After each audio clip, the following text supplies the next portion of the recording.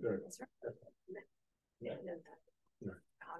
Ready? Yep. All right. Welcome everyone to today's session of Sinai and Synapses at Temple B'nai Or. Eric, you're up. We're going to be talking about Spinoza. At a certain point, I thought I would maybe squeeze in a little Buber or Rosenzweig, but I did too much. Understanding Spinoza in an hour and change. He's complex, but he's extremely important. Just as an aside, a little joke. Stephen Nadler, the leading biographer and scholar of Spinoza in the English world, he's at the University of Wisconsin.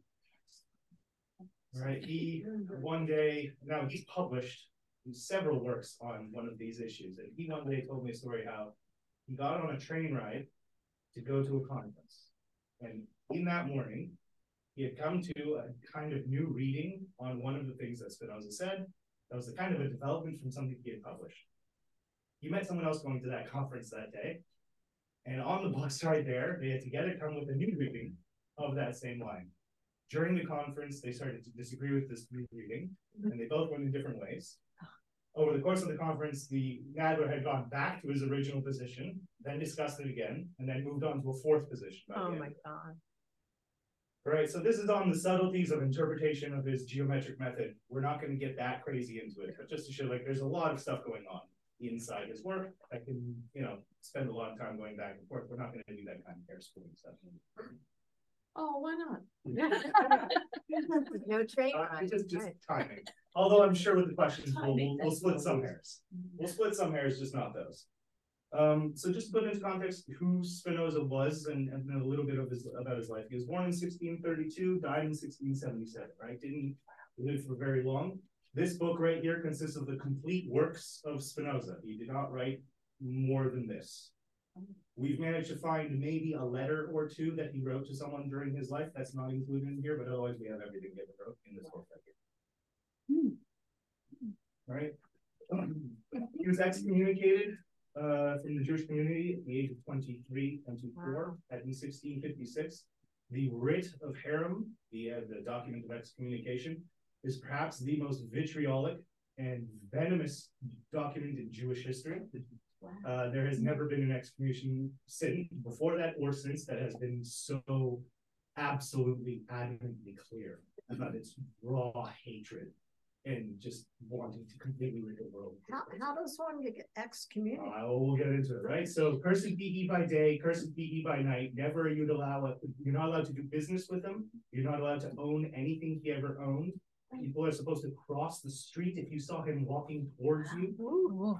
He was excommunicated, right? However, now this is where it gets funny / curious, depending on how you want to understand this. In a letter, shortly after the event, he wrote to his friends, he goes, I'm glad they did it, for were I to have done it, it would have caused a lot more clamor. Right? If he left this, they would have been like, why are you doing this? How dare you? They would have gone after him. But they did. He was like, okay, good, I'm gone. Now, keep in mind, after this, he never joined another religion. He never entered another institutional body of faith, not Judaism, Islam, Christianity, or anything. And that, for the sake of modernity, is rare. I mean, maybe not the first one to never do so, but as far as recorded history in Jewish modernity, the first person to ever join another kind of congregational religion. He remained and was called for much of his life an atheist.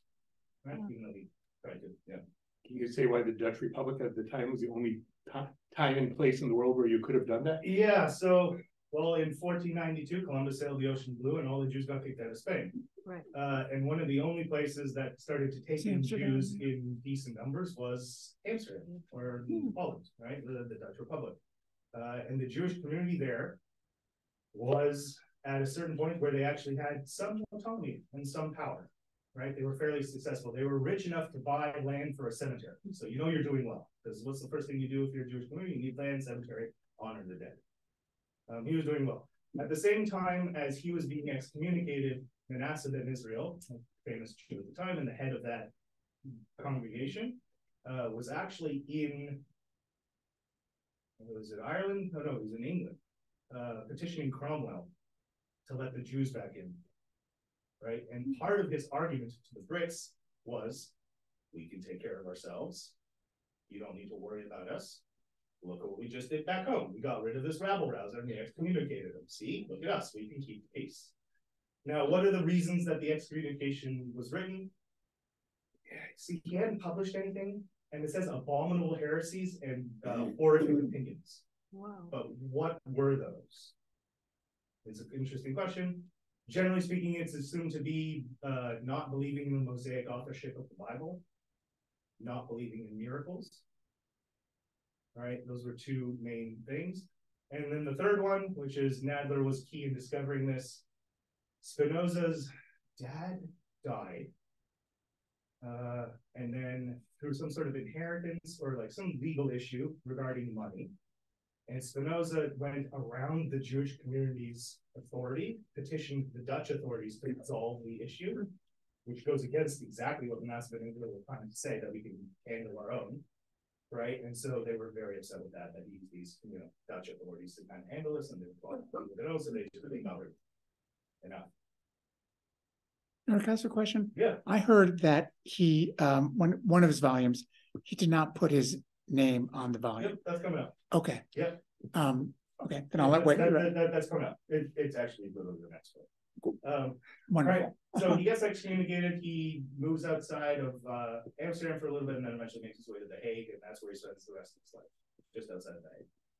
In 1665, we have a letter from him where he writes to his friends. He goes, "I'm sick and tired of being called an atheist. I'm going to write this book that will disprove the charge of atheism." 5 years later, the only book published during his lifetime, the Theological Political Treatise, or TTP for short, because in Latin it's Tractatus Theologico Politicus, so it's TTP rather than TTP, gets published. And on the title page of this book is the wrong date, the wrong publisher, the wrong author, and the wrong city. Right? This book was banned by every church and most institutions across Europe before people knew it existed. Every church, like this union of churches across Europe, all got together and said, we ban and prohibit anything this guy ever writes before he had ever written anything. So he was persona non grata from day one, a threat from day one, a rather interesting fellow. Right. Other things that make his life. Excuse me, is that why he never joined another religion? I mean, no, he never joined another religion because he was an atheist. I'll tell you a story. Yeah. I'll tell you a story. He got invited to. He gets a job invite from Heidelberg University. Now, for a Jew, an excommunicated Jew in 17th century Europe, to get offered a job at Heidelberg is madness. Absolute madness. This does not happen. And he writes back in another one of his amazing letters, "Thanks, I'm flattered, but eventually you'd censor me. No thanks." So if he hadn't written stuff, how did he get to be so powerful? Because that's a very powerful person who people are responding to that. Before the TTP, what existed was his thoughts on what Descartes had written. Right? Him and amongst his friends, they were discussing the philosophy of the time, and Descartes had just released his Meditations in like 1640, 1643. He was the philosophy of the time. I think therefore I am, all this dualism and everything. And Spinoza comes around and goes, "Your dualism makes no sense. You're completely inconsistent. You have no idea what philosophy is. Please start again." And he's point by point, he goes, "You say this makes no sense. You say this is wrong. You say this, you've never read philosophy. You say this, you don't even know Aristotle." Like, he just goes right through his work and completely destroyed Descartes. Right? And then you have the idea that he doesn't believe in miracles, he doesn't believe in the authorship of the Bible, his notions of prophecy are very different, and he starts coming around, so people want that. It's very dangerous. Why does anybody even listen to him? Why wouldn't they just be like, whatever? And there's there's a very powerful reaction. Yeah, right. It takes 100 years, basically, after his death, for people to finally not just trust the rumors, read him, be able to read him, get to the end of his work. And it takes about 100 years before people start figuring out what he actually did, and then the influence on the rest of the world. Wow. Right. The argument is, sorry, so just to jump, go ahead. That's it. Also, like, where he lived at the time, though, for a little time in Holland, Yeah, it was. You didn't have to be a member of it. Like, it was a time of not what we would call individual rights like we would have today, but the closest to a to it. liberal flourish. There was a liberal flourishing in Holland at the time, because anywhere else in Europe or in the world, if you got kicked out of the Jewish community, you were dead. Like there was no one to protect you. There was nothing, you were not part of any kind of law or anything. But he, in Holland at the time, enjoyed the basic rights of the Dutch citizen. They had there was citizenship. Yeah. And part of what made him so dangerous, though, wasn't it partly because the world was really organized around religious observance? I mean, like time was noted by the time Christian time periods. Bells were ringing. I mean, it's but the main argument is that you got your ethics from religion. And if you weren't a religious person, how on earth is it possible for you to be ethical? There's numerous stories of people meeting Spinoza, and then they all walk away and they're like, but he didn't try to murder me or eat my kids. This makes no sense. He's a very nice man. He speaks pleasantly. He was extremely cordial. This isn't possible. Where does he get his notion of morality? Where does he get his notion of humanity from, if not from a church of some kind? It made no sense. Was he married and did he have No, a family? no. Had no time for women or any of that. Just none. I think he asked one woman for a date, got rejected, and then never thought of it again. So was it that unusual for someone to speak up, have a different opinion? So there were a few excommunications happening at the time. Van Dinen kind of committed suicide as a result of being excommunicated on the steps of the Dutch synagogue as well. So I mean, it's not the only excommunication. There's a lot of free thinking going on at the time. Right, so the authorities, the Inquisition is going on, and all the people left Spain, and they were supposed to have converted. So the Inquisition is like, "Are you still Christian?" Tracking down people, and such things. It's actually one of the reasons we have a very up-to-date manuscript. They found it in some corner of the Vatican. The Inquisition was very worried about Spinoza slipping, because his dad was a Morano Jew from Portugal, and so they were trying to get their hands on a copy of this work of his, the Ethics, that never got published during his life. And eventually the Vatican managed to get a handle on it, and it's been sitting there. And so when the scholars found it in the corner of the Vatican, they're like, no, this is amazing. Not too many differences. It was pretty much the same context numbers that we have from the rest of Israel. So a couple language differences. Is there any discussion the vitriol of his excommunication was ramped up because at a certain point of fact, it didn't matter as much as it would in other places? So what would it matter? The excommunication, like if you get excommunicated in Spain or other parts of Germany, as the rabbi said, it was a death sentence. But here, he seemed to be very okay with it because he knew, in a certain sense, it almost didn't matter. No, I think you don't think so? They hated it. Not they didn't think it would matter anyways. They might as well. Yeah. No, they were scared with what he represented, politically, theologically, morally, everything. Great. Right. Right, so in 1670 the book comes out. The book completely fails to convince anyone that he wasn't an atheist, which is hilarious. Right, absolutely cements the fact that he's an atheist, or at least for 100 years. Right, he dies 7 years later. He made his living grinding lenses, but he didn't wear a COVID mask, so just glass particles going into the lungs. So he died kind of quietly, right, in 1677. His friends quickly rushed to his house, grabbed all of his belongings and all of his notes before the cops took him, translated the Latin into a modern Dutch, and released 2 versions of his complete works within a year. Right? So, and just put into a little bit of his legacy, right? There is a direct line from Spinoza's PTP to John Locke in England. John Locke was vital to the writing of the Constitution of Virginia. The Constitution of Virginia was a template for the U.S. Constitution.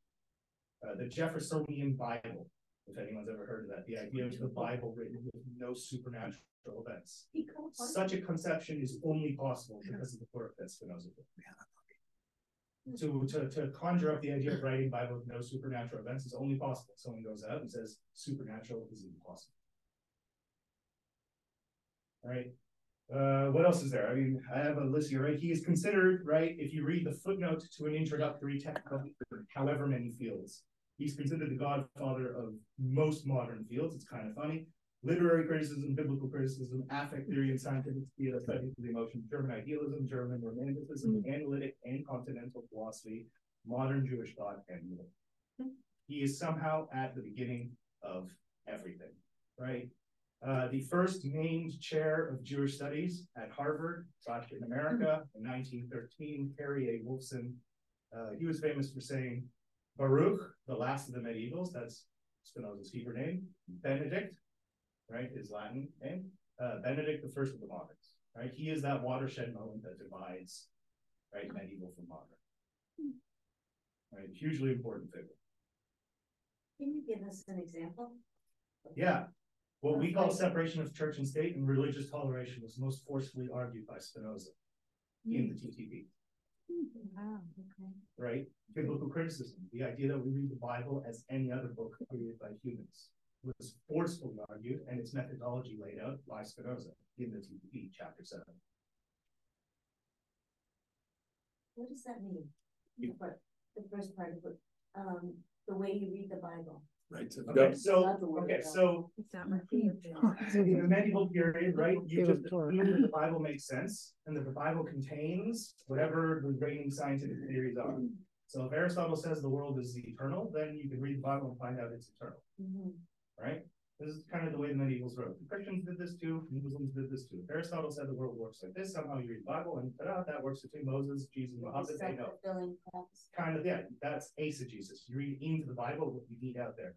Spinoza comes along and gives us a very clear method. He argues for a manuscript history. He's like, who owned the book? When?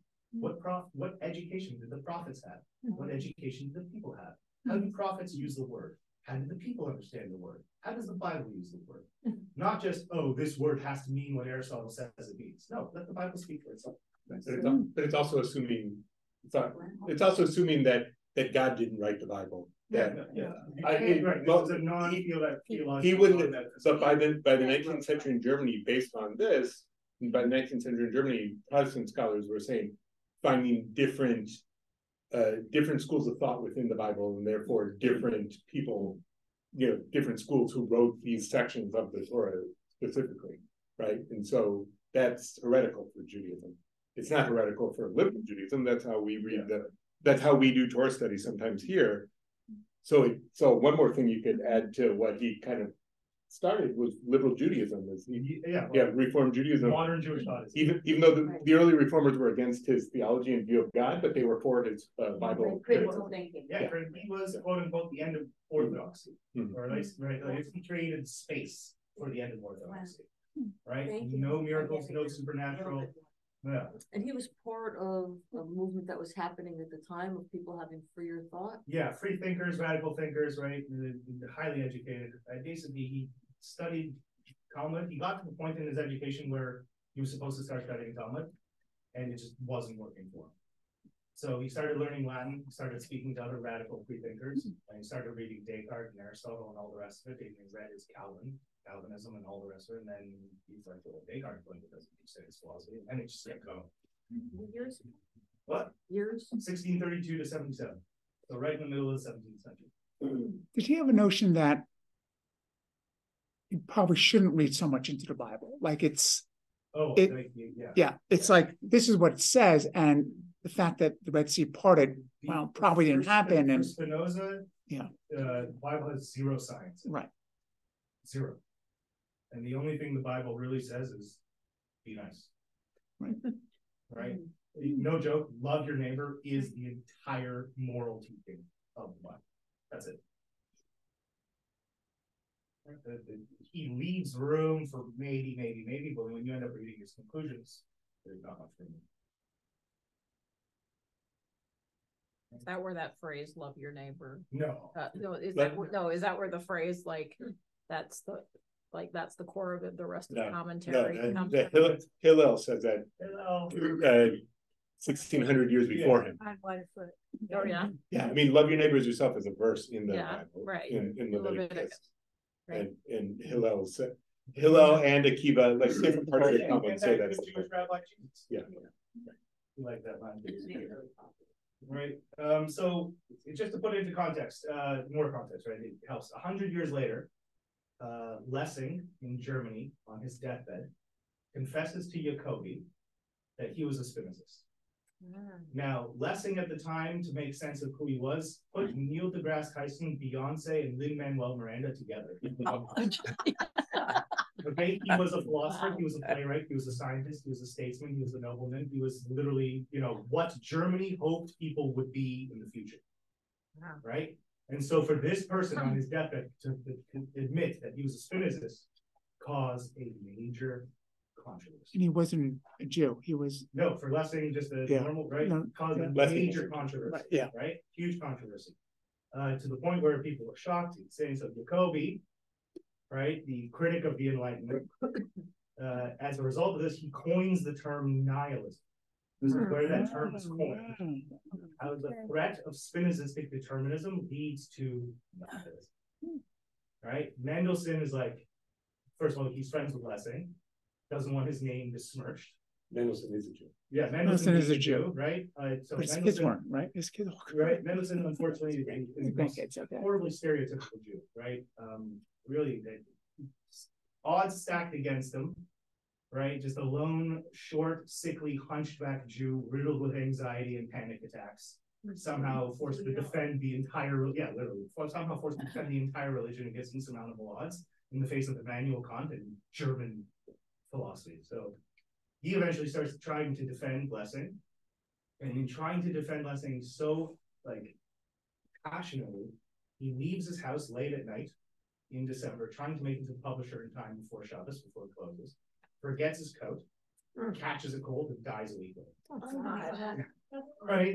Like this is serious. Now, I kid you not, this controversy riddled Germany and then expanded through Europe.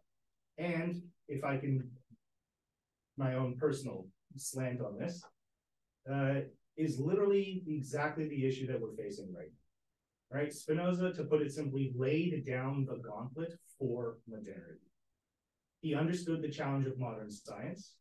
He presented it the most consistently, and the rest of Western history can be seen as states and those people in power trying to figure out how Spinozistic do we want to be, and how do we get there while maintaining the power and the peace that we have still. Period. Wow. Right? I say this, you'd be hard pressed to argue against this. He literally, truly, he's the most thoroughgoing determinist in philosophical history, and he really set it up. Can you give an example outside of the Bible? Outside the Bible for what? For just to refer to what you just said in terms of modern living. Like not a biblical example? Okay, so from his metaphysics, right? And we're going to eventually get to it, but science just sees cause and effect. Period. That's all science does. Cause and effect. If you view the world scientifically and you take it to its end and you are consistent and you're not afraid of the consequences, then all you see is cause and effect. As a result, determinism reigns true.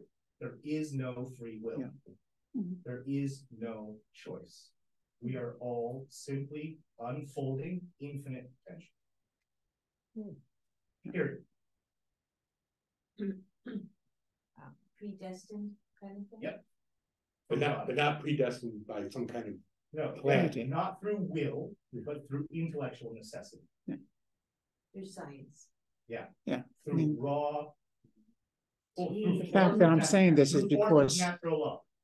because there's a couple neurons firing in my brain making me say this. It's not that I have some choice. As much as a rock falls at 9.8 meters per second squared, gravity, or E equals mc squared, so too is the entire infinite evolution of life and physical existence. So you don't just happen to make choices. You don't make choices. No. You make because of who you are and the way your brain works and all that stuff. Exactly. And then beyond that, the you is really. We'll get to you. That's the whole point of today. What is a you? Yeah. Right. So. Like, doesn't mean to be you. Right. We'll get to that. Okay. So I mean, it's a lot, right? His influence on schools of thought is madness. Immanuel Kant's complete obsession with law and the fact that law and his people thinking moral law, universal law, rational law, Spinoza.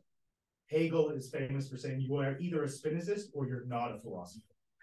Wow. Right? Novalis called him God intoxicated, right? Marx went through an aggressive Spinozistic phase. Nietzsche went through an aggressive Spinozistic phase. Freud went through a Spinozistic phase. Einstein, when asked about his conception of God, he goes, yeah, I lean Spinozistically, right? So, right, if anything, I kind of agree with Spinoza's God, right? That's his, you know, and then he kind of waxes on that. But this is, I mean, it's pretty wild. The one thing, and I can't remember when I studied this so long ago, but if things are predetermined, the cause and effect, how do you account for differences in outcomes for different individuals? Oh, that's people. different causes. They're not different causes. The chain of causes is fundamental. Yeah, different causes. Yeah, you can grow up in the same family, but you're completely different. Your body chemistry, Your body chemistry, the air pressure of what, 30 years ago from when something happened. Yeah. Even the fact that let's say you had a twin who's next to you your whole life, even the fact that you're 16 inches away from them, it would be enough to explain them massively. Yeah. Massive. Hard to argue against, because if you think about I don't know what you think, but to me, the opposite of determinism is not so much free will, it's more like randomness of some sort. The opposite of determinism renders God next. The way that, right? We'll get to how statements like that are able to be said. Right. All right, so let's get into some text, right? Let's do some text. I'm actually going to do the fun drawings on the other page first, and then we'll go back. So flip the page. Yeah, and hold on, I will share my screen so that everyone at home can follow.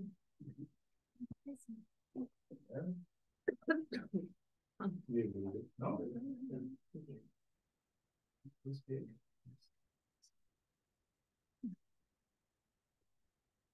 You can use 2 fingers in the scroll. No, nothing there. All right. So, work with me guys. Just do me a favor. Try to empty any expectations or assumptions. Don't expect this to link up with any other idea you've ever heard. Right? Usually people kind of work on pre-existing ideas and build from it, this Aristotelian system, this Cartesian system or something, right? Spinoza made his own system, right? And he makes his own system through what he calls a geometric method. You start off with basic assumptions that everybody can agree with, like the definition of something, and you literally only propose things that can be derived from those assumptions. That is it. Right, so he starts off the ethics with 10 definitions and like 2 axioms, right? And 150 pages later, he ends up with what he's, blessedness is not the reward of virtue. How do you prove that? Right? He really builds.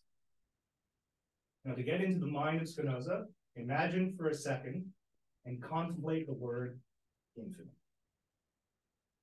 Which word? infinite. Infinite.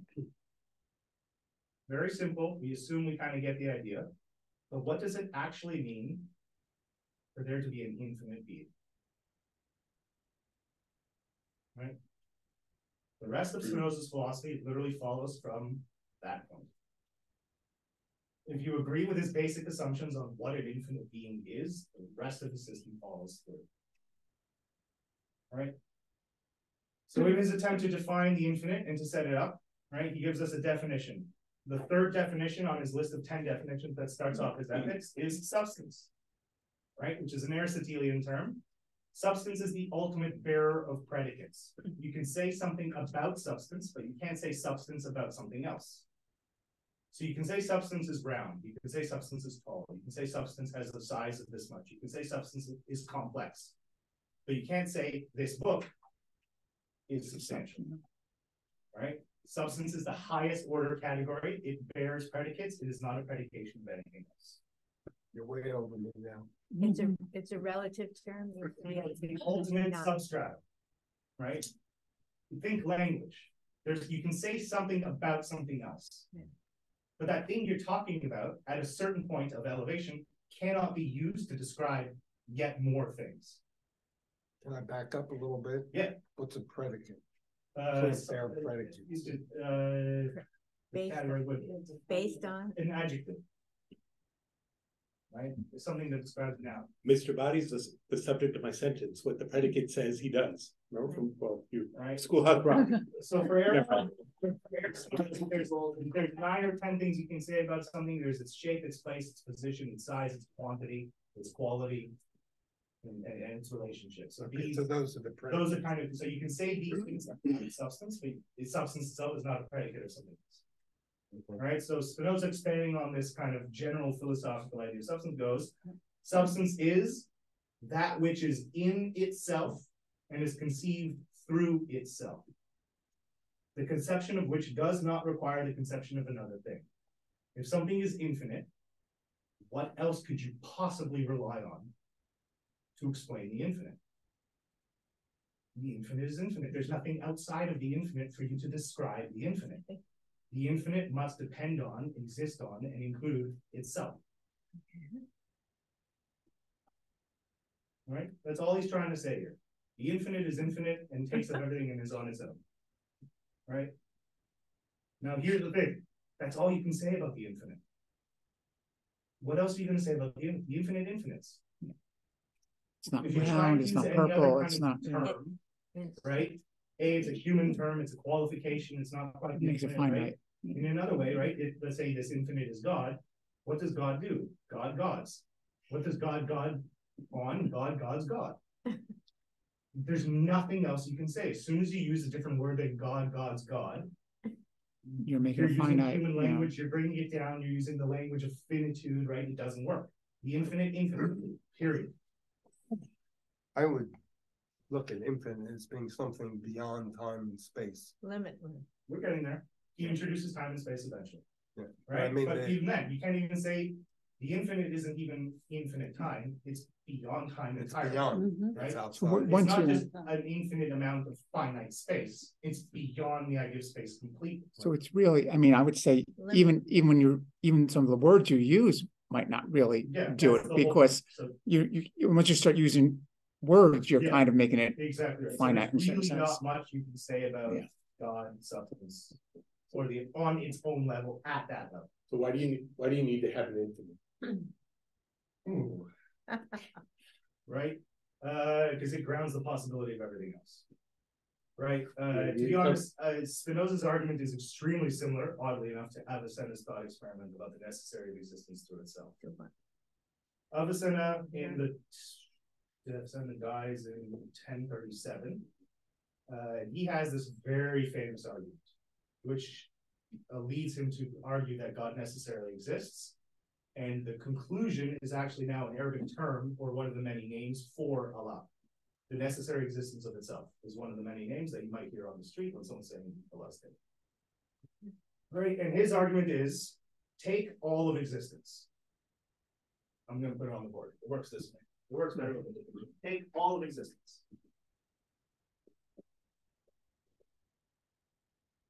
Everything. Spin around. I got you.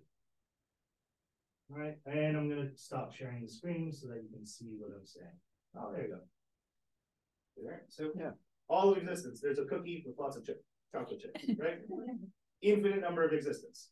Now, this sum total of existence can either possibly exist, it can not exist, or it can necessarily exist. This is just a logical option, right? These are the 3 options available to anything. Either you don't exist, either you could possibly exist, or you necessarily do exist, right? So it can't not exist. Clearly something exists. So what's left is possibly existing and necessarily existing, right? Right? Over an infinite amount of time, whatever is possible has to happen, right? And so you need something that necessitates the possible, right? Now, where are we going to find the necessary? The necessary has to exist out here. And how do you have an infinite amount of time when You don't need it. You just need, logically speaking, that's the definition of possible. Something's not possible. The possible isn't possible if over an infinite amount of time it never happens. Right. Okay. Okay, you have to. Right?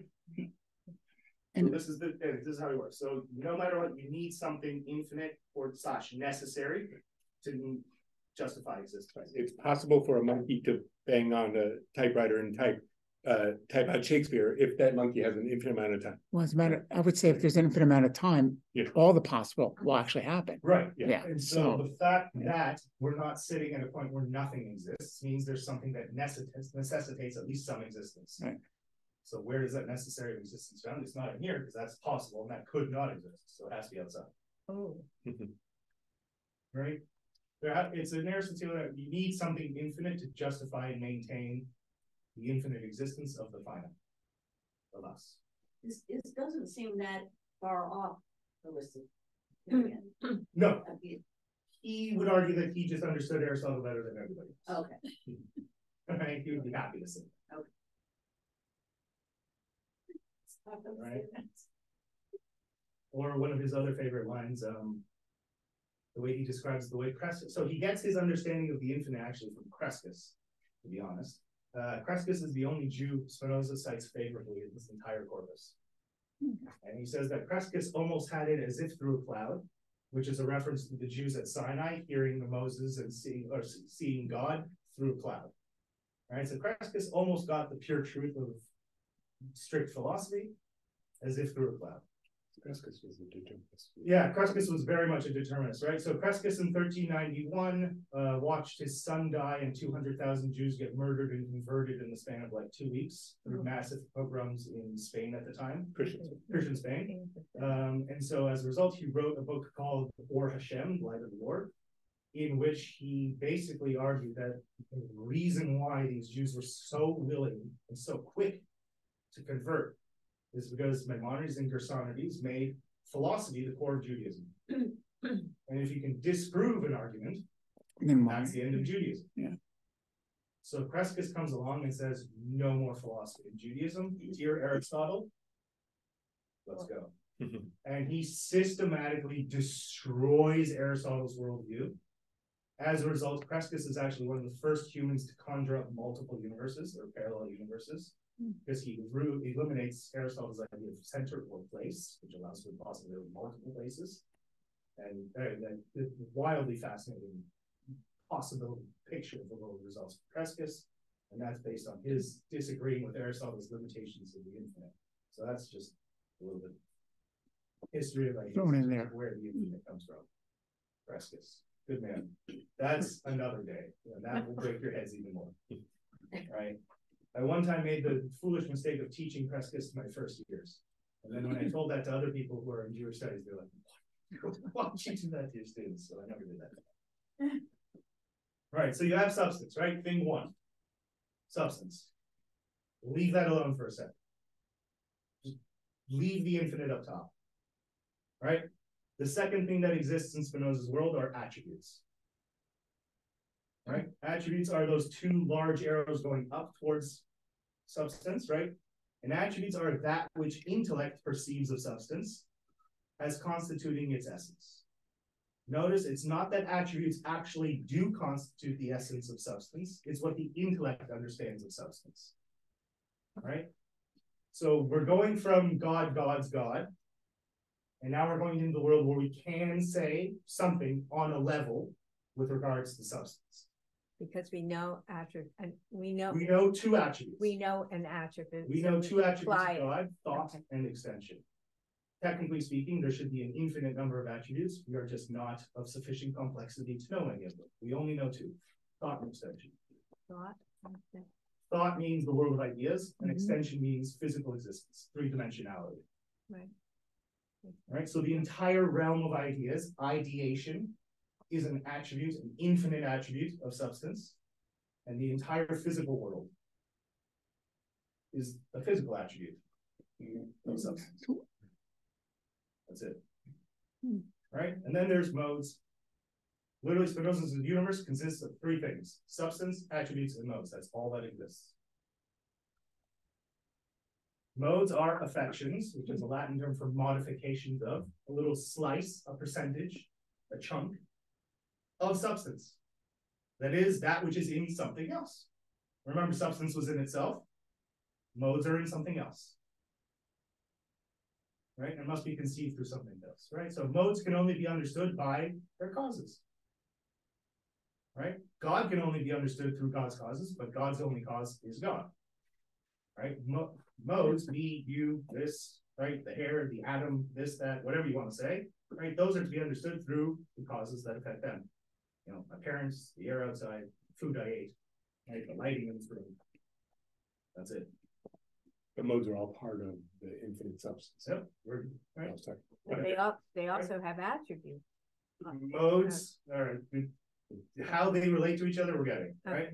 So he gives us the definitions. Now the 15th proposition, right? 15 points into the book, he goes, whatever is, so whatever exists, modes, finite things, is in God, and nothing can be or be conceived without God. Notice when he says that whatever is in God, is that perceived at the time, or in actuality talk about sort of everything is part of God, this sort of universal idea that God is sort of, you know, everything that's brought together? 100%. He is a pantheist through and through. He is a pantheist. Everything is God. Right? There's no separation. Remember, God is completely infinite. So how is he saying that he's an atheist? That's exactly my point. He's not. Nobody's understood his philosophy for 400 years. He's not a theist. Yeah. But he also thinks there's no separation between. There's no separation. The notion of separation depends on the effect. Right? To be is to have an effect. So to the extent that all of us here are in this room, contributing to the effect of us increasing our knowledge, we exist as one being. Right? To the effect that the works of Aristotle still affect and influence undergrads taking intro to philosophy, Aristotle is alive and well. To be is to have an effect. Period. Your body doesn't need to be around.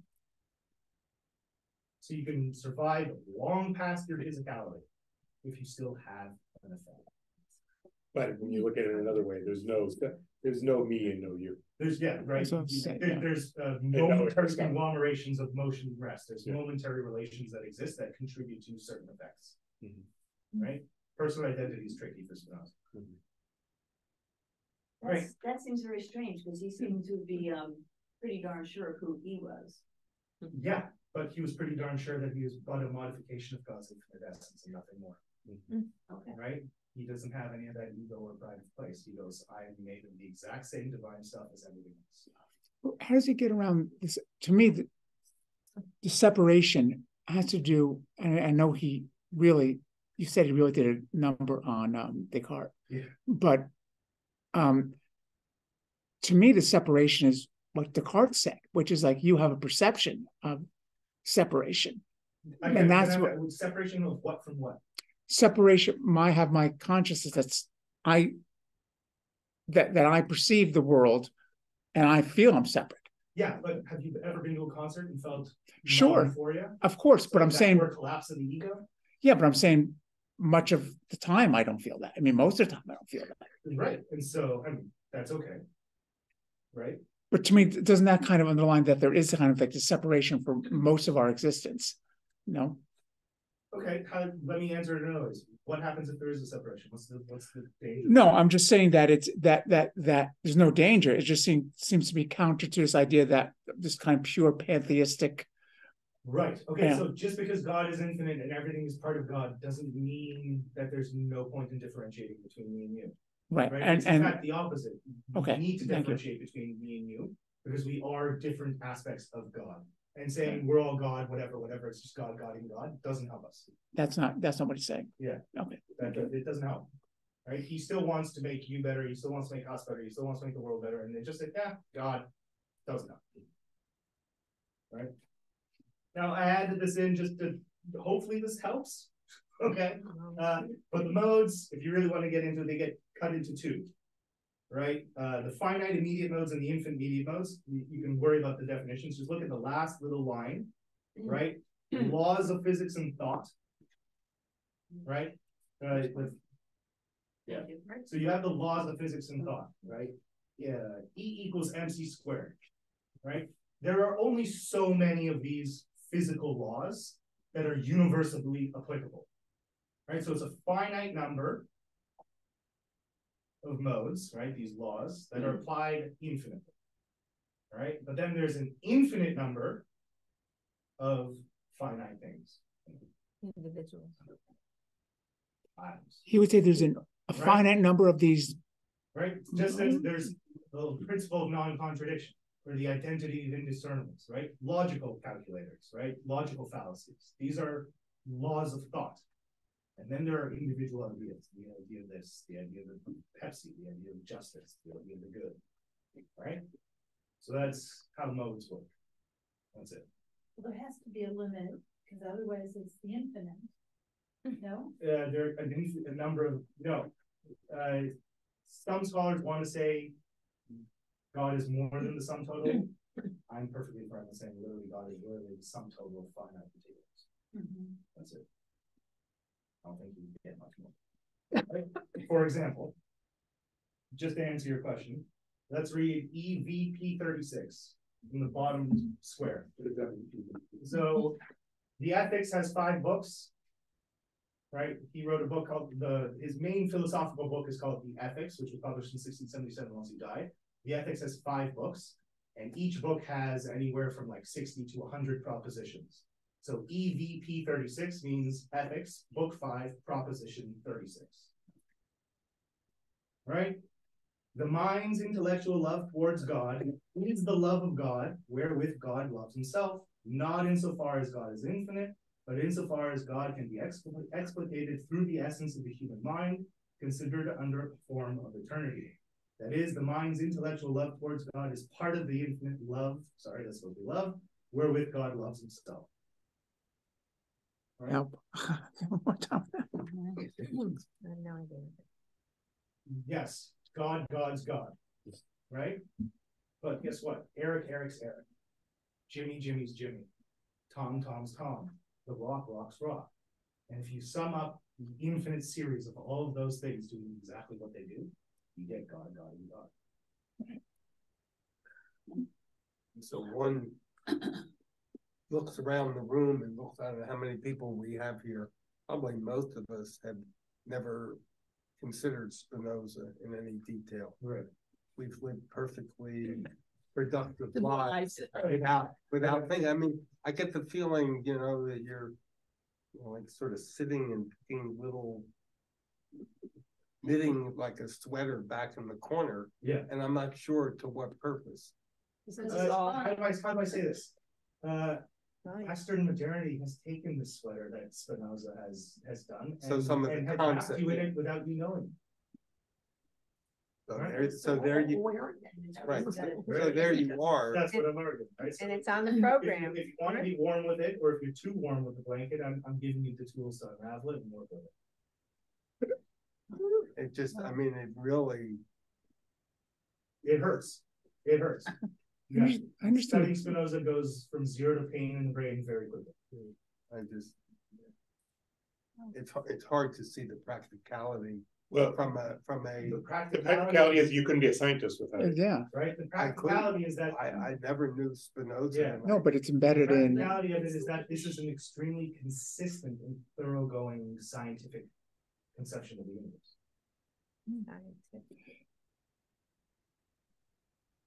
Maybe right? Hundreds of years ahead of his time. But I understand what you said about the pieces being put together and make. I don't understand all the references to love. Okay, let me just quickly. So he wrote his dissertation. This is literally my dissertation. Okay, great. Right. Love is the emotional corollary to reason.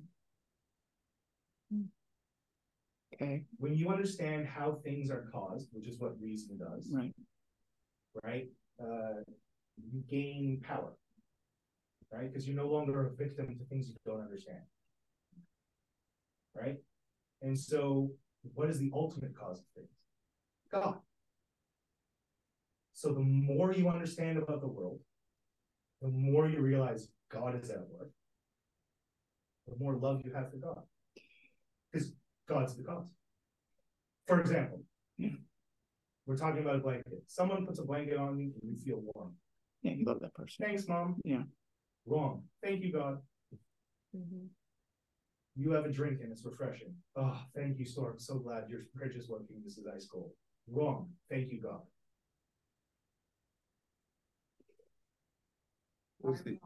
The only way this all works is if you accept that first premise that there is infinity. Yeah. So if you deny infinity, then it all. He would argue denying infinity leads to the nonsense. You'd be hard pressed to give an explanation for existence beyond infinity. Without infinity, without the infinity or the necessary of existence, there's nothing that justifies the rest of existence. But we have existence, so you have to have infinity. And can't just be. You have existence. We live. Literally everything in our experience yells at us that existence exists. Even if it's just our perception of it. Even if you're solipsistic and existence is entirely in one person's head, it still exists. Yeah. I'm not sure how to phrase this. But if everything is thank you, God, what does that do to our humanity and the way we treat others? Right. So it's not like you're supposed to forget that, it was Mom who put the blanket on. Right? You should say thank you, Mom, and act accordingly. Right? But to understand the true things, the true manner of things, and to not then be like, oh, is Mom going to put on the blanket on me tomorrow? Or how do I win Mom's favor? But to really understand how it goes, you have to thank God.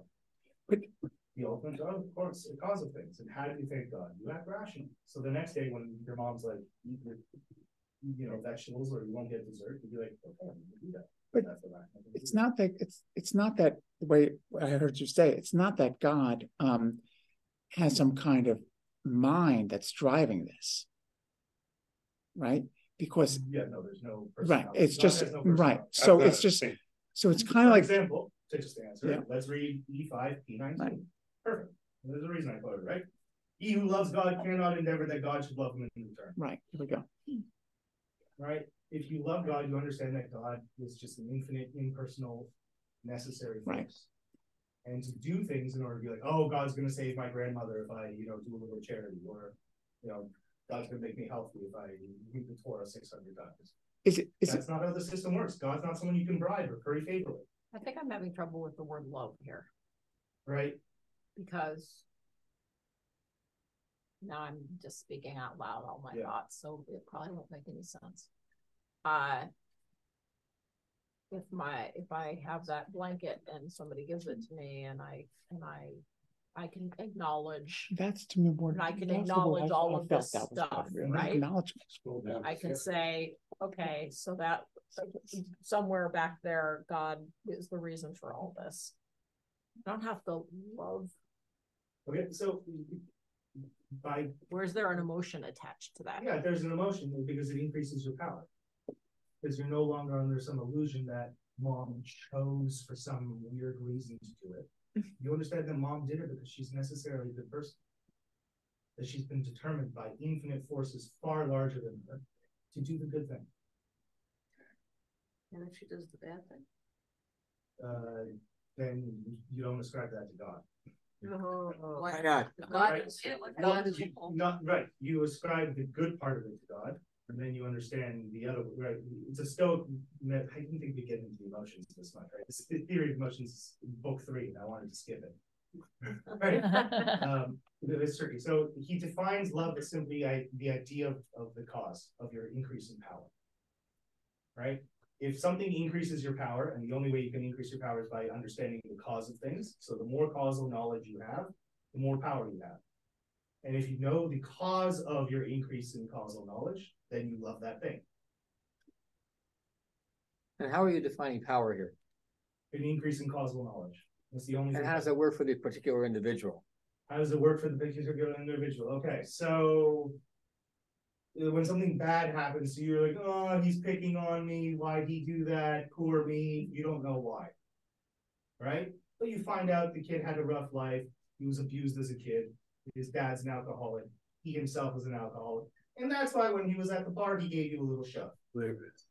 Right? That's going to make you feel a little bit better than, oh, he didn't like the way my sweater looked. That's why he poured the drink down my shoes. right? If you give some sort of contextualization on why that person did it, and you don't just ascribe it to will or choice, and you view it as a product of necessary forces, then the whole, oh, why me, poor me, wah, disappears. And you have no trouble with this totally deterministic universe? It warms my heart. Why See, so? I think this would be devoid of emotion. So there's two ways to respond, right? You may have seen a poster of an infinite scope of space with stars all over the place, and there's a little arrow pointing at like one speck of dust and says, you are here. Right? For some people, this is disturbing because they still think they're the center of the universe, and now they're responsible for the entire picture. I don't. By saying you are here means I'm responsible for only there. And that warms my heart. Like, that doesn't actually mean anything. Yeah, I mean, not determined. You're only determined to be there. You're not responsible for it. I have an answer. Right? I've been leading you in that. Right, for that, we're going to go back to the other side.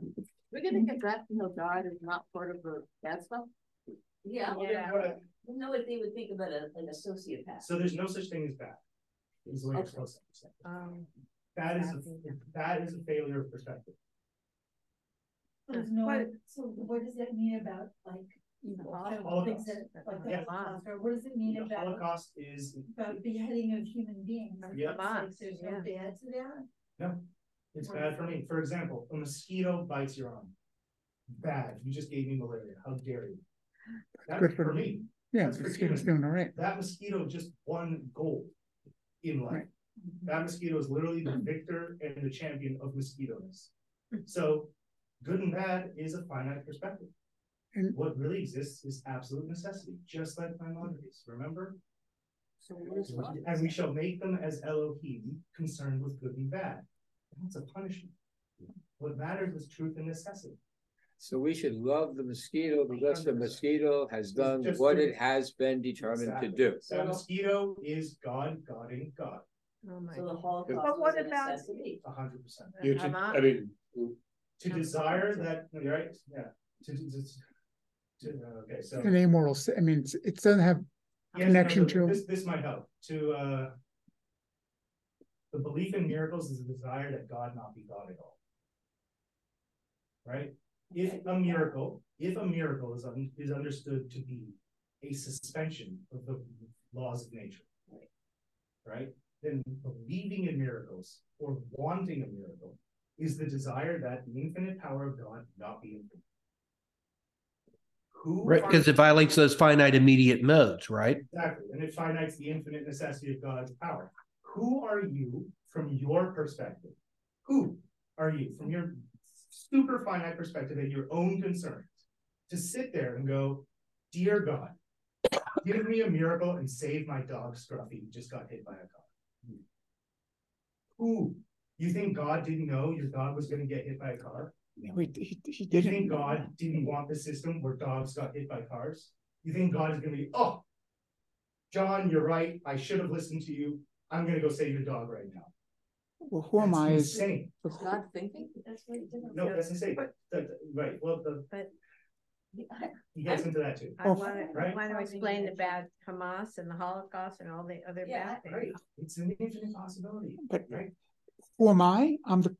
I'm a being that's determined to think that way. That's who I am. Yeah. So right. So we're slowly learning, right? So, but the answer here is not right. But the answer here is not, oh, I'm determined to think this way. Please, God, save my dog. Right. It's I'm determined to think this way. Maybe I should reflect and understand the necessity of it. So let's take it down to away from the Holocaust, which ruins all arguments. Right? Right. Think about the justice system. Someone who grew up in poverty and had nothing to eat, robbed the convenience store, and because of circumstances, shot the clerk. Right? Now, in the justice system, do we say, I mean, we in America do, but should we say that this person had their own free choice right there and everything they did, even though, they ate lead paint as a baby and their brain didn't work as well, and therefore all the consequences in their life, or, fetal alcohol syndrome or something like that? No, the justice system takes that into account sometimes. right? In America, not as much, but they do sometimes because they were determined to do that. I see that again on this very small scale. Small scale. I absolutely get it, and I get the whole thing about miracles. You know, I get all that. I'm not arguing for Spinoza, but I'm trying to argue with But I have Spinoza. the hard jump. Yeah. Going to, and I can even equate it to what's going on in Israel. Yeah. But not the whole. Okay, what happened 3 years after the Holocaust? State of Israel. What is Israel now able to do? Defend us against people like Hamas. Yeah. He didn't have this. We never have a state. We never have any sort of defense. So these things could have happened in a different way, but there's infinite possibilities. Right, It could have been another way. So instead we had the sociopath who ate lead paint as a child, therefore got. Yeah. Does this relate to what we said in one of the first sessions when we talked about? I think I was one of the people who said that what Hamas did was just inhumane, and you said no, that it's human behavior. I don't like using the word inhumane because we all have the possibility to be Hamas. And so that is that all relates to what we're. And on that account, most of the world thinks Israel's worse than Hamas. Right, most but of the world. We all have. It's all depended on where, and so much of it has to do with where you were born and where your education system is, and the circumstance, right? Like, how many times have you heard the character witness? Oh, he'd never do that. That's impossible. I mean, does that actually ring true to anybody's mind? You have no idea what you're going to do. Exactly. But I still believe in free will, which but that's a difference. But I'll argue within the system. I mean, we successful people like to think we have all the will and choices and the and it's all up to us. But that's just your ego talking. Eric, but this whole bit about morality, to me, he's not so interested in, I think, a common conception of morality. Is that true? He doesn't really. No, that's 100%. A common conception of morality. Yeah, because. But I guess I'm struggling with that because if you're determinist and so maybe flesh that out a little bit. You're literally asking me to solve the greatest problem, like conundrum in all of philosophy. Yeah, right. So back to what Carol said. Like the Bible is grappling with these ideas too. The story of Pharaoh hardening heart, God hardening heart. They're grappling with it just using stories. The rabbis grapple with it too. Free will versus determinism, using stories, using different kinds of things. Spinoza's just going to the extreme of one way. Right, I don't know if Rabbi Akiva would have agreed with him, but like he's doing, I mean, how do I say this? Modernity had took a lot of the conclusions of Spinoza's work, separation of church and state, religious toleration, but it threw away its medieval religious premises from which he grounds his thinking. Right, and that's one of the main problems with the modern understanding of Spinoza. I think it's just all this one thing, and they lost it. Right, separation of church and state, democracy, religious toleration. All of these things work and are justified through the fact that they endorse, contribute to, and manifest the love of God. Right? And by love of God, just to go back to your problem, right? By love, we don't mean some sort of infatuation. We literally just mean the joy one feels when one's power goes up. That's it. That's it. That's it. This isn't some emotional fawning. So it's a serotonin-based thing. We're not talking about that. You didn't know serotonin. So when you're saying that democracy is based on the love of God, but then you're saying that what that means is that our own power. Yes. So democracy is based on. It's the most effective representation for expression. Individual power. Exactly, because you're not letting one voice drown out the other ones. Everything allows its voice. Or it's the power of those in power. But the dictator when you say the dictator has a love of God and is because they're enjoying the power they have when they're lording it over these other people. Right. But so what's the difference? I mean, it's like you use the word lording it over. Yes, but that's what they're doing. I'm making a judgment. No, I agree. You know, right? But for Spinoza, as soon as you start lording it over, you're not sharing it. That's not the love of God, and you're actually hoarding. They're not sharing it with people, but they're sharing it with God. That doesn't work. That's contrary. How come it's contrary? The answer. Okay. Oh, I really think really good quotes. This is extremely. Yeah, EVP 20. Right? Yep. This love of God cannot be tainted with emotions of envy or jealousy, but is more fostered if you think more people to be joined to God by the same bond of love. Mm. The love of God is an infinite resource. Mm. I go back and ask, and this is probably past, it's really going back, but in response to the Holocaust, what happened 3 years after the state of Israel, and it kind of got the feeling like, oh, see, like it's a silver lining thing, and that doesn't really feel accurate. It feels like it's more like there are infinite possibilities. Yeah, so whatever happened afterward. Right. So like not silver lining. What I'm trying to give you is that if you have a long enough perspective, the horror or the evilness starts to get a justification or a response to evil, or some sort of good comes out of it. And so what I'm arguing is, if take an infinite perspective, then all these bads get lost. So there is an assumed good as opposed to just infinite possibilities, because that's different. Yeah, right. So Spinoza uses good equivocally, right? There's the good I think, like yay me, I win, that's good, right? Because that's good for me. But there is also unobjective good, right? And the one objective good is entirely in concert with what exists, cause and effect, and an increase in understanding of cause and effect. Right? Let me get to the question of law. Let me get through 4 lines on the first page, and you'll see what I mean. Yep. You'll see what I mean. Yeah. All right, so let's get through these. All right, so the word law, right? Chapter 4, chapter 1 is on prophets, chapter 2 is on prophecy, chapter 3 is on miracles. All right, and so chapter 4 is on law. The word law, taken in its absolute sense, means that according to which each individual thing, either all in general or those of the same kind, act in one and the same fixed and determinate manner. This manner depending either on nature's necessity or on human will. Right? Now, quick question. Does he believe in human will? No. All right, so what does he really mean? The necessity of our own nature. All right, so there are laws, right, of how things operate. A law which depends on nature of necessity is one which necessarily follows from the very nature of the thing, that is its definition. Right?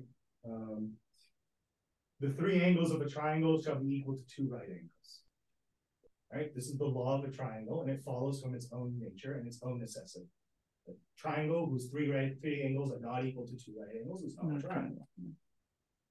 Right? A law which depends on human will, and which could more properly be termed a statute, is one which humans ordain for themselves and for others with a view to making life more secure and more convenient, or for other reasons, such as the dictator, as you were saying, right? A law that depends on the dictator's human will attempts to keep the peace or whatever, right? Or to make them more rich. We ought to define and explain things through their proximate causes. We plainly have no knowledge as to the actual coordination and interconnection of things, so that for practical purposes, it is better, indeed, it is essential to consider things as contingent. Now, due to the fact that we have very little idea on the actual power of cause and effect and the true determination cause, like this strain, and we live in this world of unknown, we do have the right to act as though there's free will and things are contingent. So you're acting. Yeah. That's a key thing. I mean, that's, yeah. It's part of our nature to understand things as well. Because he recognizes if determinism is determinism, then fatalism. Why do you get out of that? Right? It doesn't help. But the fact that you could accept that notion is also deterministic. At a time of moral chaos, at a time of emergency or existential dread, refer to determinism. When you're trying to work in your day-to-day life, you have to consider human will, wants, and needs. Is this his way of avoiding like nihilism? Because like if you believe everything's determinate, then that's sort of the end where you would end up, right? Exactly right. Exactly right. Eventually, he joins them together. We can see how successful he is at doing that. But yeah, this is ultimately to avoid. You can find statements like that in Jewish mysticism also. So it's like if this we have an infinite number, or sorry, we have a finite number of years that we live. So we're bounded in that way. We have we have limits to how fast we can run and how what blah blah blah, right? We have our own limits. And so within that, we can create the sense that we have will. Yeah. But the reality he's saying is that we're just like this speck. Yeah. And that beyond that, we're really just playing around in our own little, Or a physicist could tell you you're just a bunch of atoms bouncing off of other atoms. Like what does a will actually mean? Cosmic stardust. So you said he did study Calvin. Yeah. You got a good notion of determinism. Yeah. Right. Calvin was on his bookshelf right next to his copy of Descartes. And he liked Calvin more than Descartes. Yeah.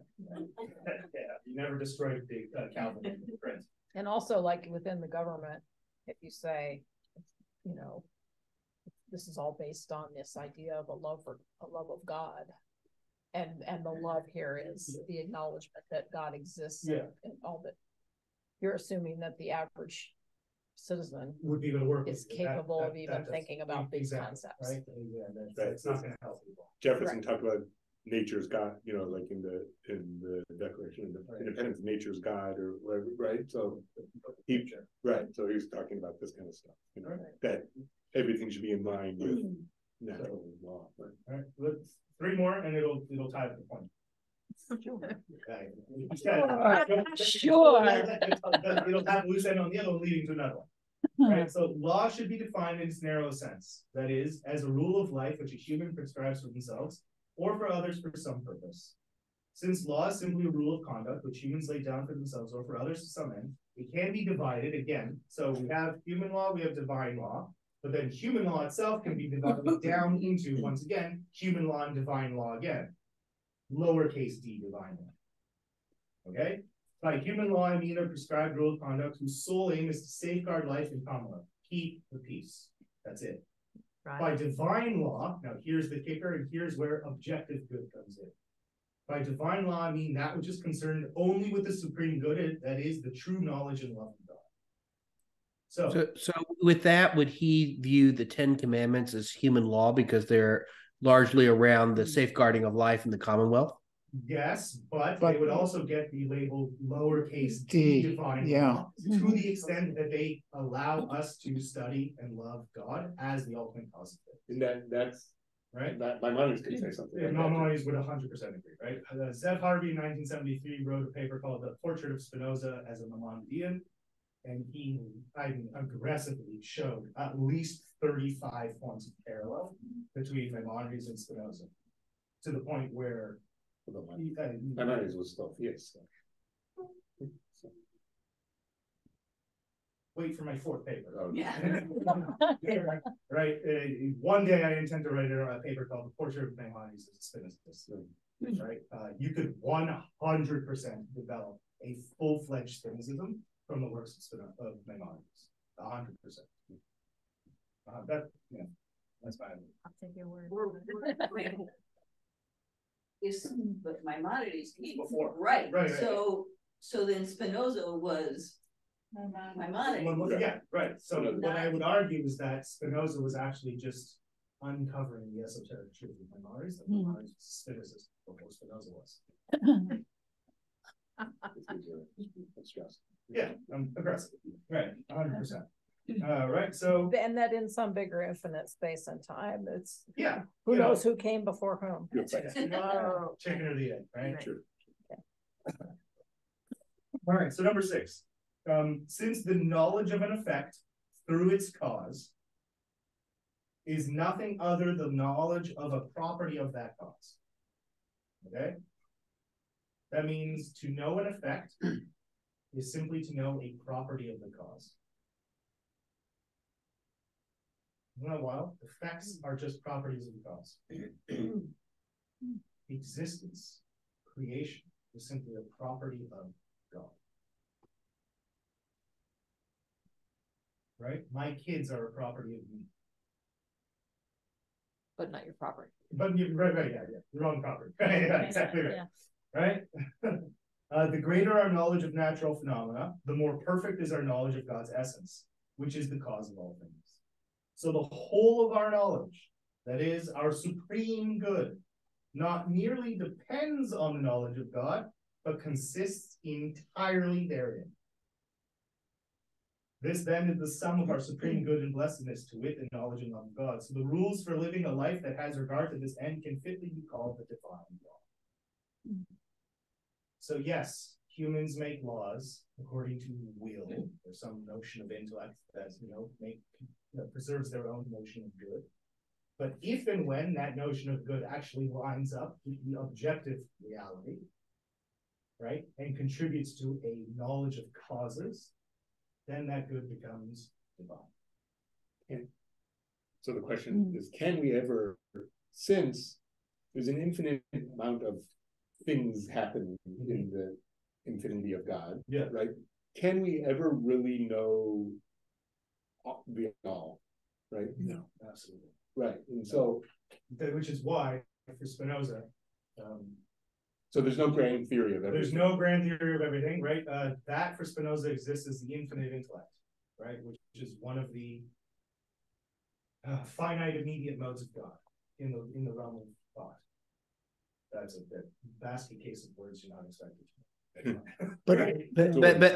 But there seems to be an interesting parallel, because if I understand this correctly, like Spinoza thinks you get closer to God by studying and learning things, and you would think also the traditional rabbis would say you get closer to God by studying. They just would define the field of study more narrowly than Spinoza, like to be the Torah. Right. And Maimonides was not the first to argue that a general understanding of natural phenomena would help, right? And the rabbis generally would be all for it, right? Anything that helps you with agriculture, with your property, or like anything that gives you a leg up in terms of understanding, weather patterns, or when the sun's going to set in order to do your prayers at the right time. They've generally been all for it from day one. So how did he? So going back what the rabbi was saying, divine with a small d, yeah, right? So maybe you want to understand what those are. What do you mean? What those divine small d laws are, right? But it's almost impossible. All kids will go to school. All kids need to learn math. But how do you know what they are? And I think that's one of the problems in our society, where people are constantly arguing about. I think in abstract, people think, yes, there's such a thing, maybe. Yeah. But how do you come to really understanding what they may or may not be? Seems to be somewhat of a matter of opinion. Okay, so one divine law would have to be universal, right? It would have to meet certain rational requirements, right? For that, to be honest, Kant would be okay. Yeah. Right, and he kind of the way he runs with it is a good way to answer. Yeah. Right. But literally, what Spinoza is concerned with, right? Yeah, this is early in the Enlightenment, right? Kant isn't around yet. The Copernican revolution is still kind of like its effects are happening, right? And so he still wants to make sure that the authorities don't come down and be like, no more science, right? He's still trying to argue like no, like science is okay. Not only is science okay, but science will contribute to a love of God. It can foster morality. It can foster congeniality. It can be the basis for good politics, right? Provided it is understood as God's creation, right? Like just like Maimonides argues, right?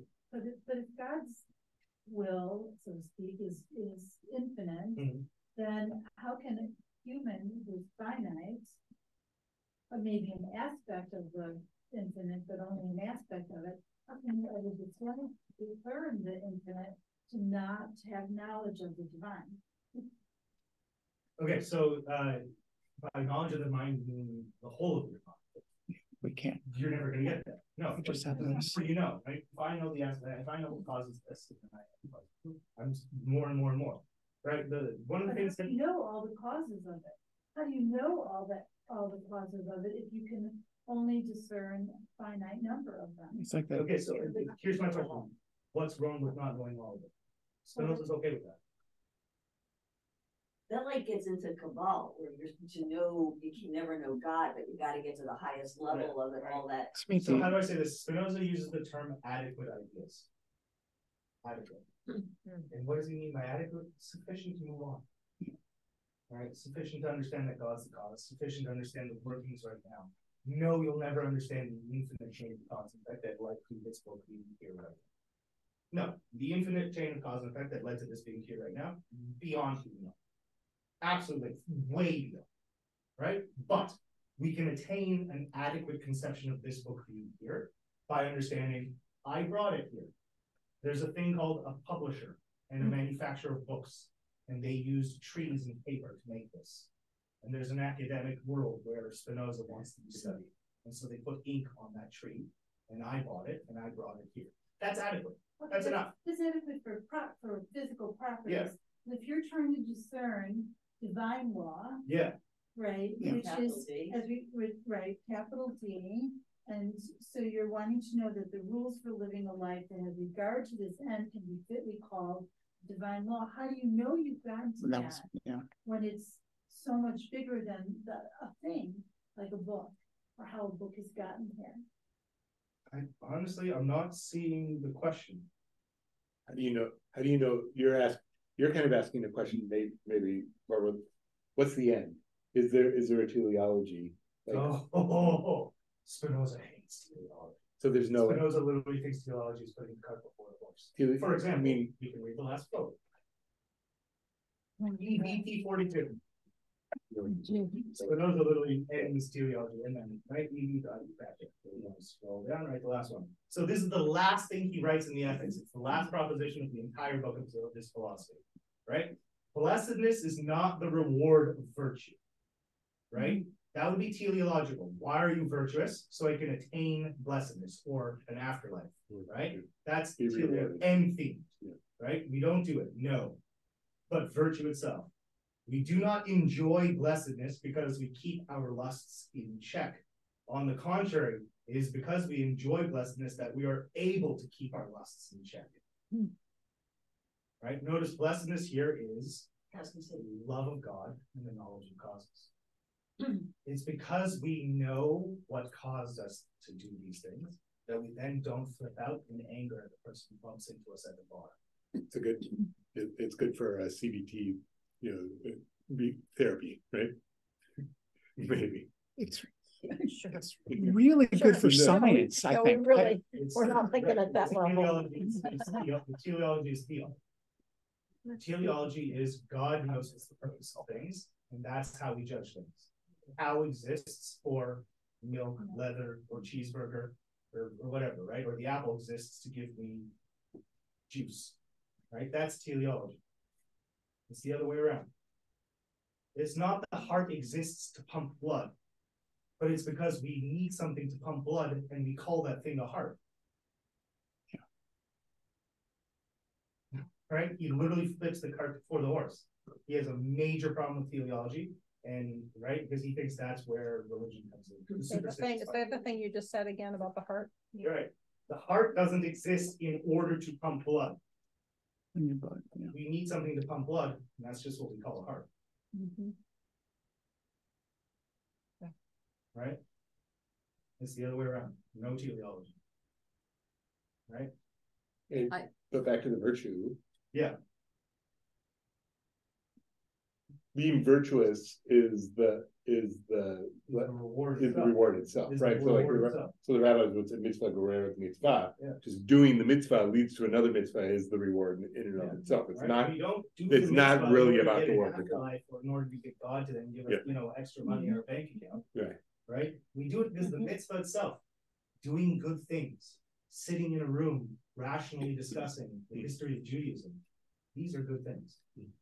I mean, a person who approached me on the escalator at a canyon in Israel, who said, "Do this mitzvah and you won't get COVID," was lying to me. Yeah. Oh yeah. Extreme functionalization of good deeds is not the reason why we do right. And so like Spinoza didn't do tefillah, but like the Misha Berach is not going to magically cause people to heal, right? But he might say, "Oh, but it's good because you're aligning your virtues by meditating on." For example, there's a paper called "Did Spinoza Lie to His Landlady?" Right? Did Spinoza lie to his landlady? So he rented an apartment upstairs in a property, and the land was owned by a friendly, average Dutch Calvinist lady. And she one day sees Spinoza coming back from the market or something, goes, you know, heard a lot of things about you. Supposedly said a lot of crazy stuff. Am I going to hell? Like I go to church every day. Am I wasting my time? What's going on? And he goes, keep going to church, do your thing. As long as it keeps you going the way you're going, you'll be just fine. Right? This is a complete freaking lie. Her going to church and praying is not going to do anything. But this is what makes her be a good person. That's right. This is what allows her to continue to be friendly, follow the law, not fraud anybody, or commit violence.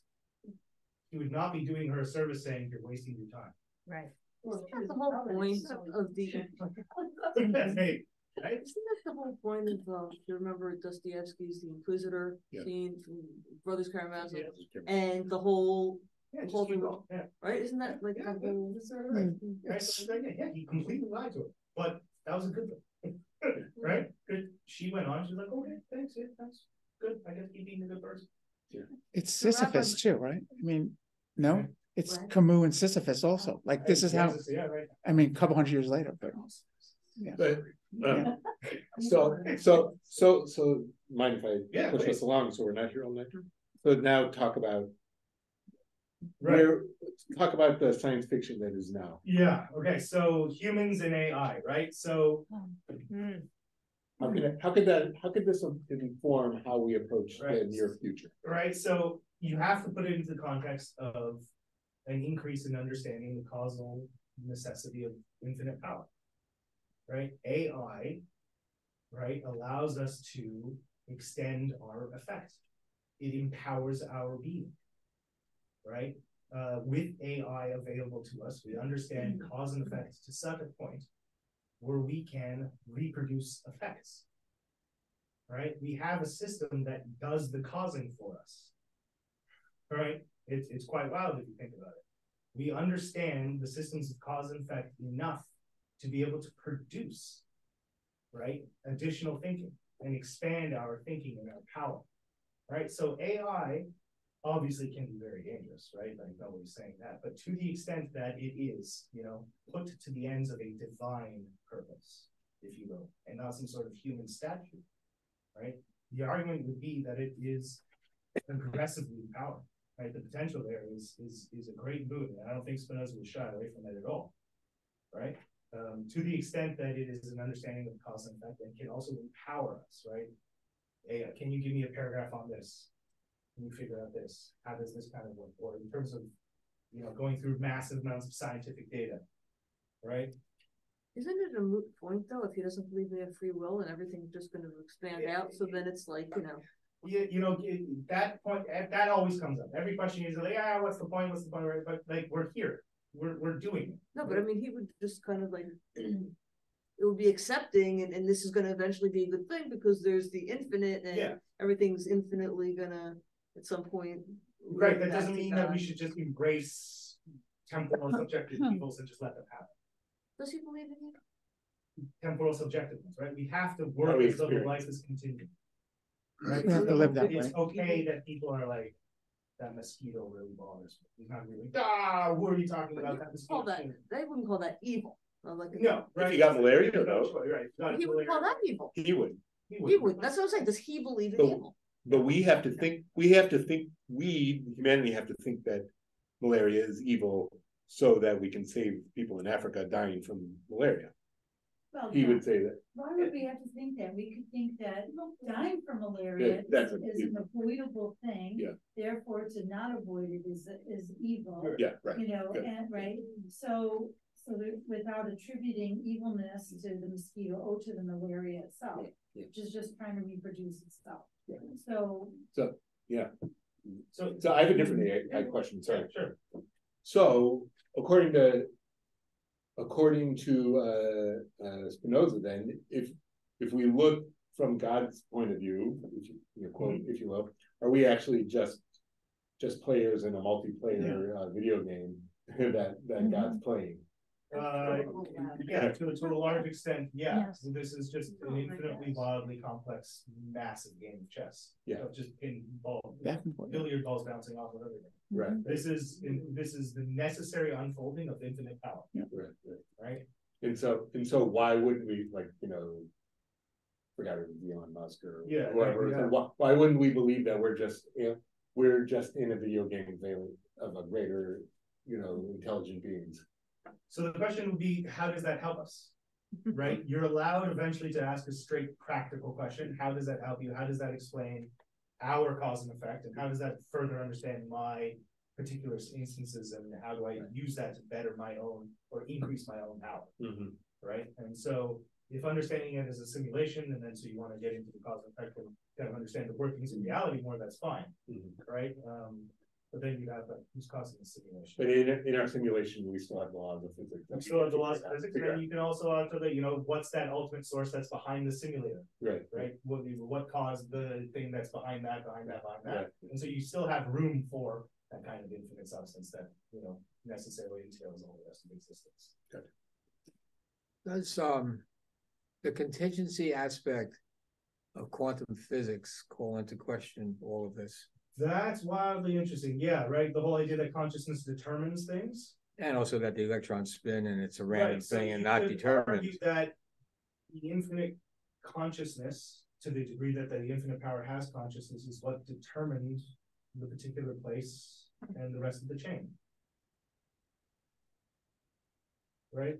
Mm-hmm. I mean, that's what you would have to do, right? Because it's not so much our consciousness, or maybe our consciousness are following up or continuing the job that God. So that would be his answer to Einstein, with God doesn't throw dice or whatever. Exactly right. Yeah. Okay. Can I ask you something about, you said about how AI is in the Spinozan world? One thing, I just want to read Conatus, right? It's E3P6, right? Each thing, as far as it lies in itself, strives to sort of persevere in its being, right? So just to expand on that, right? For Spinoza, suicide is impossible, right? Suicide is the world over-determining you. The idea of life ending itself makes no sense because life wants to live, right? And so what are you? You are a proportion of motionless, an idea of God that map parallel to each other. And what you try to do is continue being. You strive to persevere in your being. How? By understanding what's moving you along, by understanding the causal forces and tidal forces that push you along. That's it. And so, just to get to the AI thing, right? Like, this is hugely empowering, right? When we have a question for the world, we have a system now that can answer much faster and with much more detail. When we gain data about the world, we can now sift through it much faster, much greater. We can understand far more avenues for understanding causation than we ever could from a singular perspective, right? So this is AI, to use a video game analogy, right? AI is leveling up, right? AI is eating a turkey, and all of a sudden you just gain next level armor, a larger sword, and you have 200 more hit points. If anybody here has ever played video games, as long as it's used. Right, but then again, the infinite possibilities. Yes, right, but even if it's used towards evil purpose, right, on a long enough timeline, that evil stops being evil, and then it's just a necessary unfolding, and then you end up seeing the necessary human story. So there's no like sometimes with AI being in use by things or other things you call it to get help. Yeah. I find it extremely frustrating because I don't get the answers I'm looking for. Right. Right. It keeps missing. And so I finally get frustrated enough when I say agent. Right. Agent. Yeah. Right away. Yeah. I will try that, they don't let me. Yeah. So now they try to avoid it. But I find it I don't find the AI all that useful, and maybe it's because it's early. It's early. Someday we'll have data from Star Trek. Actually, yeah. But why should I be in charge of training the AI? Because we have no bills. Teach it. I would rather be the one informing AI with other people. Yeah, if you really want someone else informing exactly. You, right? Because then you get a Fitbit that doesn't work on African Americans or something. Right. Yeah. Right. Oh boy. Yeah, they made Fitbits. Fitbits don't work with African American skin. Oh my God. And so literally Fitbit can't count the heart rate of I think They made it better, but the Yeah, first I one would- came out and like, you know, black guys would go work. it's also Work out, big- they go back like, I took 10 steps today. No way, that must be the first And time also something big- was made for a white man. Right, That's but- great. but also big, Like, oh, facial recognition. I know. Oh, But also when I. Way.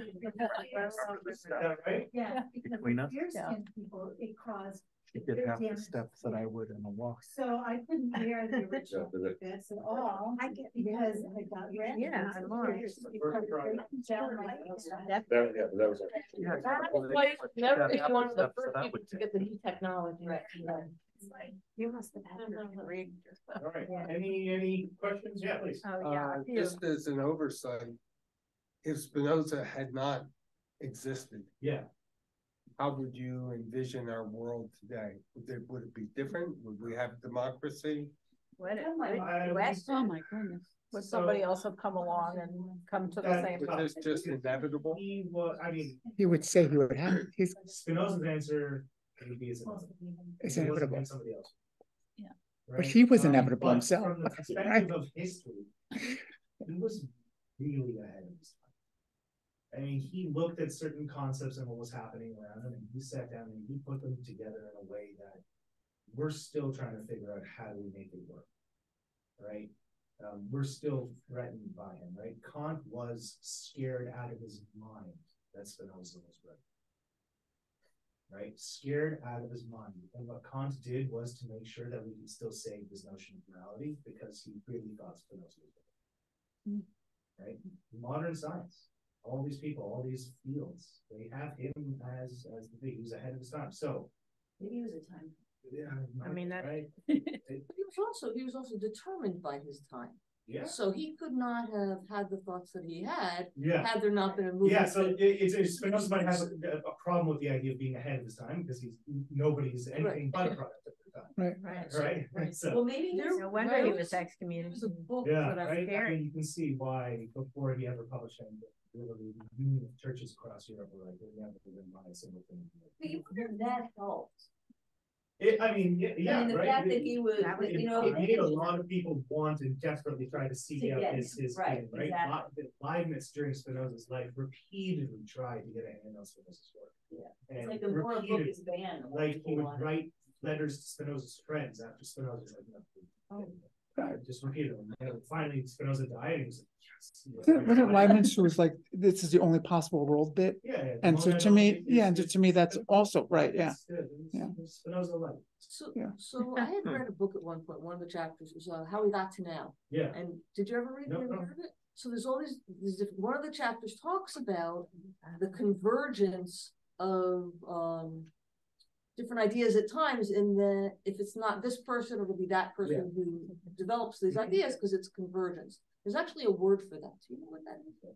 It's like, it was yeah, but it wasn't zeitgeist. It was like a more Yeah. specific thing. And it was just an interesting explanation way beyond what I could explain. Yeah. But it speaks to this. So if it wasn't a Spinoza, Yeah. it would have been a somebody else or a combination of somebody else's because it's. It Time wasn't count- just the ideas, because you asked how come he was so powerful. Well, yeah, I It still am sounded not like sure. It wasn't just his ideas that made him powerful, but the time in which his ideas were expressed, where there were other people who were searching, where there was this opportunity for living in a world that wasn't controlled by the church or by Judaism, where the Printing press was invented. printing press was, yes, so there were all these different things that were other than people and thoughts that made it possible for his ideas to get spread and for him not to be murdered. Right. You know, other times, someone like him just would have been murdered, Yeah. right? But They were opposing the church, and so they would have been dead. Wouldn't he have a problem with Or maybe he counterfactuals was in that general? much more because he was that much more threatening We should- because he of the would be- times that people were more open to what he would have to say. And some people were more open, so that made him He- more of a threat, Yeah. as opposed to just a crazy person. So the question would be, would somebody else be able to take the ideas of the time, right, or the ideas in the air and put them together the way he did, right? Would it take 2 people? Would it take 5 people? Would it take 150 years for someone, you know, the end result to be the same? Wouldn't he have a problem with counterfactuals in general? It seems like he would. No, counterfactuals as though anything could be other than the way it is. Yeah, No. you know? But counterfactuals as a good thought experiment to train the mind and, think out moral possibilities. Yes, okay, yeah. Right, but no, nothing could be any other. Right, yeah. So friends, Wow. thank you very much, Dr. Wow. Ruff. Wow.